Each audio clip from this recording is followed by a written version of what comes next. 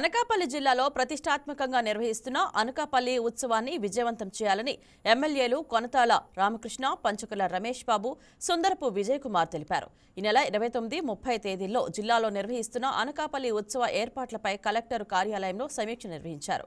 కొండకర్ల ఆవా, తిక్కవానిపాలెం, అనకాపల్లిలో కార్యక్రమాలు ఏర్పాటు చేయడం జరుగుతుందని ఎమ్మెల్యేలు తెలిపారు.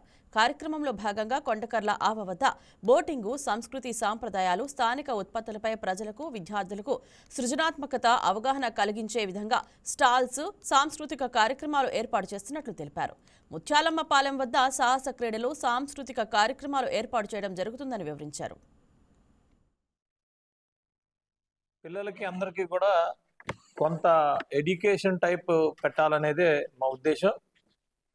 అక్కడ ఈ ఎక్స్పీరియన్స్ స్టాల్స్ అంటే ఏడుకొప్పాక లక్క బొమ్మలు తయారు చేయడం వల్ల అక్కడ ఒక స్టాలు, అలాగే పాట్ మేకింగ్, కుండలు తయారు చేయటం, అలాగే ఫిష్ నెట్, మనం చేపల వలలు అవి ఎలా తయారు చేస్తాం, అలాగే పెయింటింగు, అలాగే ఎంబ్రాయిడరీ, తర్వాత ఈ వెదురుతో తయారు చేసే ఇలాంటివి అన్నీ కూడా అక్కడ ఫైన్ ఆర్ట్స్ ఇవన్నీ కూడా స్టాల్స్ ఉంటాయి.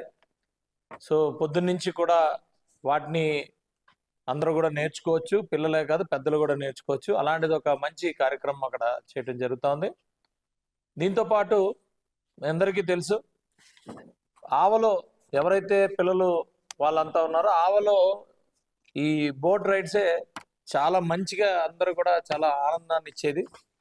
దానికి ఏం చేసామంటే ఆ 2 రోజులు కూడా పిల్లలందరికీ కూడా ఫ్రీ బోట్ రైడ్స్ పెట్టడం జరిగింది. ఇంకా మనం కాశ్మీర్లో ఎలా అయితే ఉంటాయో బోట్స్ అలా కూడా తయారు చేసి పెట్టాలనే ఉద్దేశంతో అవి కూడా తయారు చేస్తున్నాం.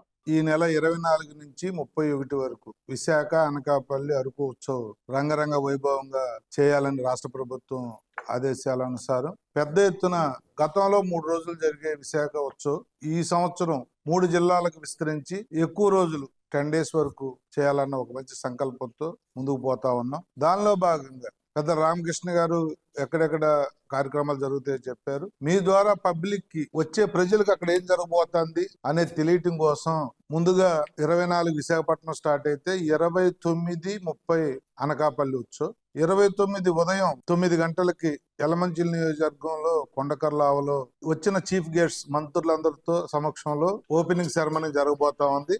దాని తర్వాత 3 గంటలకి ముత్యాలంపాలెం బీచ్ లో ఇనాగ్రేషన్, అక్కడి నుంచి సాయంత్రం 6 గంటలకి అనకాపల్లి ఎన్టీఆర్ స్టేడియంలో అక్కడ ఇనాగ్రేషన్ ఉంటుంది.